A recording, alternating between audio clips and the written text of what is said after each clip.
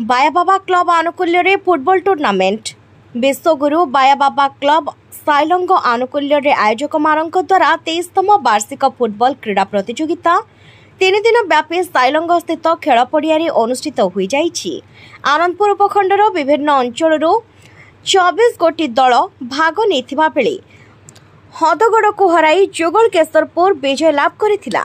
ଏହି କାର୍ଯ୍ୟକ୍ରମରେ ପୂର୍ବତନ ପିସିସି ସଭାପତି ଜୟଦେବ ଜେନା, ଶିକ୍ଷାବିତ୍ ସୂର୍ଯ୍ୟକାନ୍ତ ସାମଲ, ସମାଜସେବୀ ବାବନ ମହାନ୍ତି, ମହେଶ୍ୱର ମହାନ୍ତ ପ୍ରମୁଖ ଅତିଥି ଭାବରେ ଯୋଗ ଦେଇ ଖେଳାଳିମାନଙ୍କୁ ଉତ୍ସାହିତ କରିବା ସହିତ ପୁରସ୍କାର ବିତରଣ କରିଥିଲେ।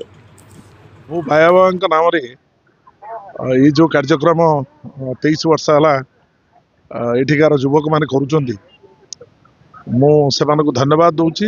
ସାଇଲଂ ଗୋଟେ ସଂସ୍କୃତି ସମ୍ପନ୍ନ ଗାଁ।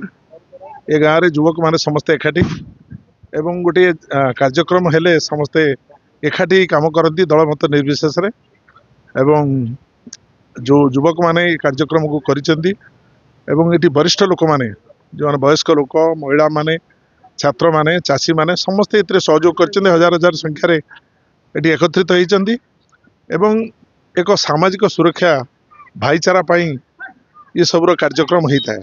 23 वर्ष धरिकी अविराम भाव ये जो खेल चली प्रतिवर्ष होची ये प्राय निरा अन्य कौन अंचल भली भाव हो पारे नहीं। 50 वर्ष राजनीति अभिज्ञता तेणु मु समस्त को धन्यवाद जनाऊँगी एवं आज खेल भारी चित्ताकर्षक खेल। विशेष भाव मु पड़िया भितर को जाई जो स्वागत करुथुली खेलाड़ी मानक जहाँ जानिली प्राय शतकड़ा 90 ରୁ 95 भाग आदिवासी युवक माने खेलुचंती। सेटा सबुठु बड़ कथा।